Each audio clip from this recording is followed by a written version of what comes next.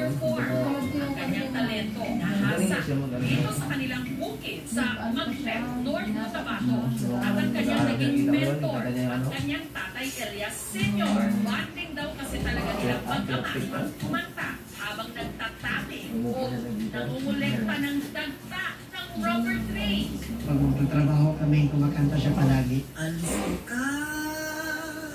Magsakay ako ng kalabaw, magpakain ng damo, tapos dinadala ko yung lyrics, gina-practice ko araw-araw hanggang sa kabisado na kumbaga April Ways at saka Aegis kasi mataas pa yung boses ko. Ngayon, hindi na. Masarap na lang.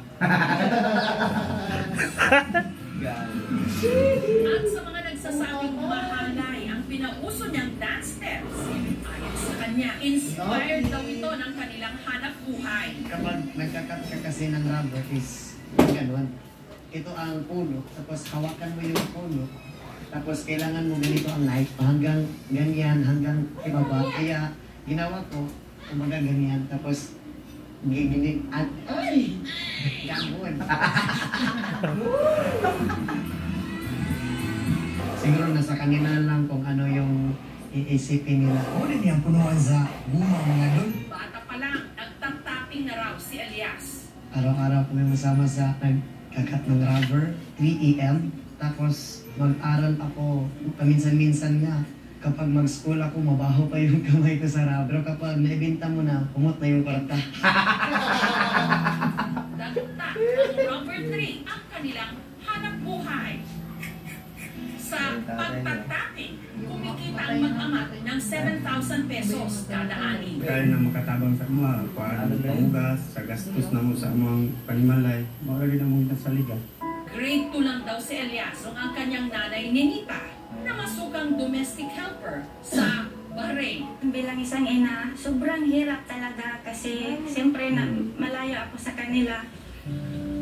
At hindi maiwasan na iiyak ka na lang sa na mag-isa kasi hindi ko sila nakikita at hindi ko sila nasusubayan araw-araw kung anong ginagawa nila. Pero masaya ako na ganyan na siya ngayon. Namimiss ko siya. Gusto ko palagi makikita siya araw-araw. Kaya hindi ko mapigilan na maging emosyonal kapag magbanggit ako ng pangalan ng nanay ko. Basta pamilya ang pag-usapan, yan ang weakness ko. Dahil nasa abroad ang kanyang ina at madalas naman nasa bukid ang kanyang ama, ang kasakasama raw ni Elias noon, ang kanyang Lola Miriam at Lolo Marciano. Sa dagang namin ako, nanigumulid na mo siya mawala ng gimana. Sa kanila ako natutulog araw-araw. Sila din ang nagbabantay sa akin, sila ang nagbigay ng allowance. Dahil sa kanilang pagsisikap, nitong 2023 lang, nakapagtapos si Elias ng criminology. Malaking tulong sa akin. Nasasanay na yung katawan ko sa natrabaho na ganun. Dito na naman ako, namumanag sa kabutiran. Pero sa halip na maging pulis, sinunod daw niya ang sigaw ng kanyang puso, ang pag-perform. Inumpisahan niya sa pagka-vlog. Pinakita ang kanyang buhay sa bukid. Dili ko na mawala itong kagandahan diya. Hanggang nagpasample ng kanyang boses at dance moves. And the rest is history, ika nga. Si Elias, naimbitahan na ngayong magtangad sa iba't ibang mga probinsya ng Mindanao. Napupuno talaga ang isang area kapag nagigig kami. Nararamdaman ko sa aking sarili is proud na proud, masaya. Maraming fans na rin daw ang nagdi-DM o direct message sa kanya. Sinasabihan nila ako na, pwede ba kayo na lang? Pwede ba magkita tayo? Kumatawa lang kasi mabait naman ako ng tawa at saka masarap din. Sa mga homopobia o umaasa kay Elias, awag na! Tapos na ang laban. Meron nang nanalo at nagpatibok ng kanyang puso. Yeah! Na aminado, selosa. May kasi bumalik talaga dito. Kasi very territorial ako eh. Yung anak eh. Tapos ngayon, na-realize ko na since nag-expand na yung circle niya, yung mga tao na nakakasalamuhan niya, kailangan ko talagang mag-adjust. Maliban daw sa charm ni Elias, Elias na fall din daw si Abigail sa puso nito. Kita mo talaga na maganda yung kanyang heart. At meron na rin pala silang anghel, si Apollo. Si Elias talaga is super hands-on sa aning anak. Paano kayo kasi malaki pa sa kanila? Kung siyempre, nasanay siya nga permit mo sabay. Hangtod niya nabot sa point hinani, pero okay lang man kayo makasagot mo po. Inibiro yung pagdaanan namin. Ngayon, unti-unti na namin naaabot yung mga sinasabi lang namin dati na may angels ka, anta ka namin patutog ka sa kanang big stage. Oh, hahay.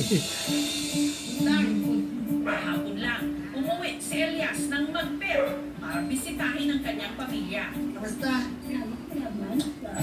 Amit yung birthday oh? Nakipaglaro siya sa kanyang mag-ina na miss na niya. Ilaki niyo daw. Sinamahan din niya ang kanyang ama na muling mag-tapping sa bukid.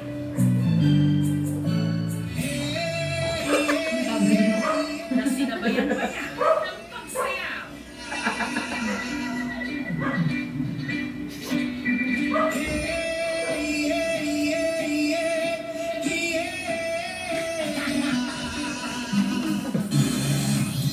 Kinagabihan, diretso naman si Elias sa gate nila sa Cali Fest 2025, Kalinan, Davao City.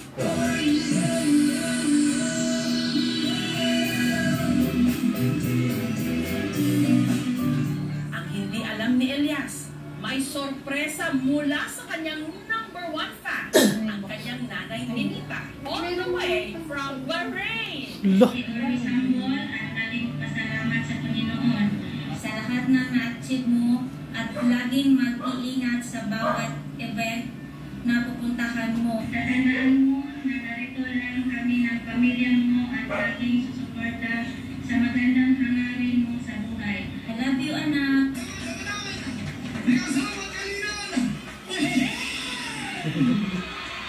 Ngayon, hindi ko pa kino-confirm ang sarili ko na sikat ako. Paminsan-minsan din, kinakausap ko rin ang sarili ko. Sikat na ba talaga ako?